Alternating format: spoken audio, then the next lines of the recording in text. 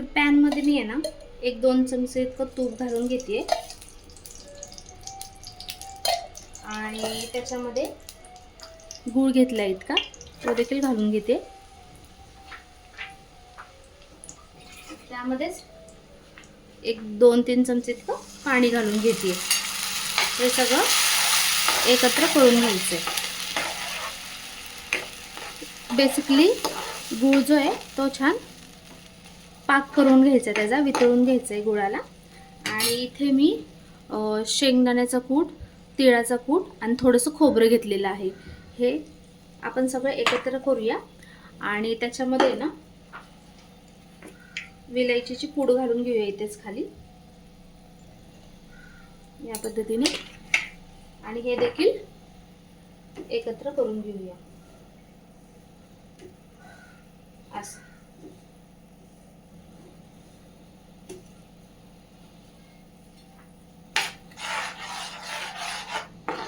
गुळाचा छान पाक करून घेऊया।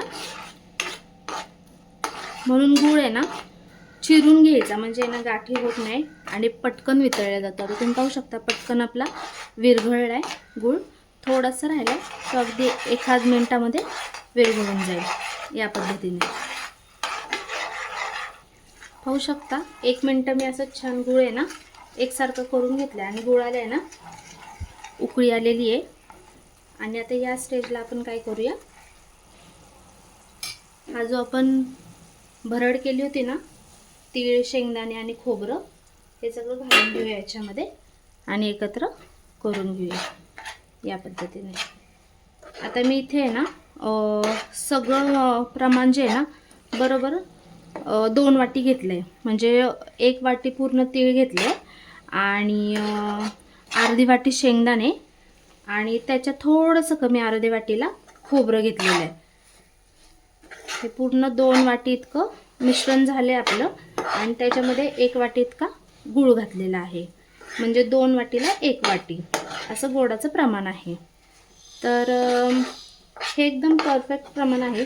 तरी देखील तुम्हाला जर कमी जास्त गोडामध्ये करायचं असेल तर तुम्ही करू शकता। इतकी आणि आपण तूप घातले ना तर इतकी सॉफ्ट होते ना ही वडी, अगदी लहान मुलांपासून आजी आजोबांपर्यंत सगळेच खाऊ शकतात। पाहू शकता हे होते, तोपर्यंत आपण काय करूया दुसरी तयारी करून घेऊया। हे काढून घेते बाजूला ठेवते, म्हणजे इथे एक प्लेट ठेवली, त्याला हलकसं साईड तूप लावून घेऊया। त्या प्रोसेसला आहे ना अजिबात वेळ घालवायचा नाही, पटकन करायचं आहे। त्याचबरोबर इथे आपण बटर पेपर जो आहे तो घालून घेतला आहे। याच्यावरती लगेच आपण हे मिश्रण आहे ना ते घालून घ्यायचं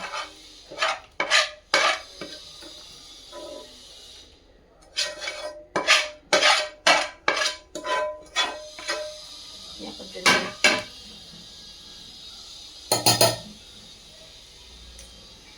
आणि ही वडी आहे ना पटकन लगेचच सेट होणार आहे, अगदी 5-10 मिनिटामध्येच तुम्हाला दाखवते मी लगेच।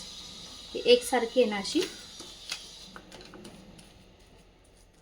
करून घेऊया। ह्या प्लेटला आहे ना मी तूप लावून घेतले खालच्या साईडला आणि या पद्धतीने असं छान एकसारखं करून घेऊया। आता वडीचा थिकनेस वगैरे तुम्हाला जसा पाहिजे तसं तुम्ही देऊ शकता। आता इथे मी काय करणार आहे, शेप देण्यासाठी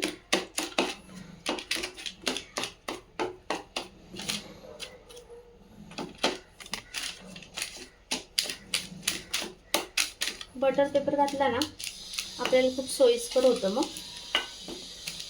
अजिबात मिश्रण जे आहे ना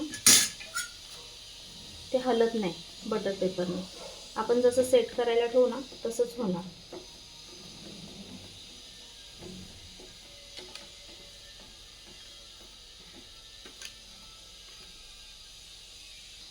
याच्यावर आपण हलकेसे तीळ देखील भुरभुरणार आहोत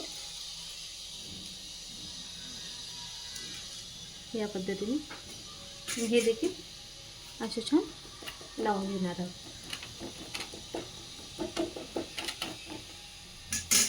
इथे मी पिस्ता घेतला आहे. पिस्ता जो आहे तो ग्रेट करून टाकते. तुम्ही चिरेल देखील घालू शकता, खूप छान लागतो. ग्रेट केलेलं काही दिसत नव्हतं म्हणून मी आपलं असंच चिरून घातलंय. हे ऑप्शनल आहे बरं का, तुम्हाला जर पाहिजे असेल तर तुम्ही घाला, नसेल तर नाही घातलं तरी चालणार आहे. आता हे एक 10 मिनटं सेट करून तुम्हाला वड्या पाडताना दाखवते. ठीक आहे.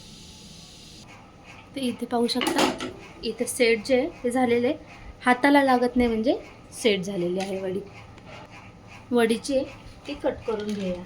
तुम्हाला ज्या शेपमध्ये कट करायची ना तुम्ही त्या शेपमध्ये कट केली तरी चालेल. मी आपले रेग्युलर जसं आपण करतो त्याच पद्धतीने करून घेणार आहे. अशा पद्धतीने, खूप जास्त मोठी नाही, खूप जास्त छोटी नाही, अशा पद्धतीने आपण या कट करून घेणार आहोत. अतिशय सॉफ्ट झाली पाहू शकता आणि आपल्या नाईफला आहे ना अजिबात चिटकत नाही आहे. याचा अर्थ आहे ना एकदम बर्फीची, आपली बर्फीच म्हणूया आता याला, एकदम व्यवस्थित झालेली आहे.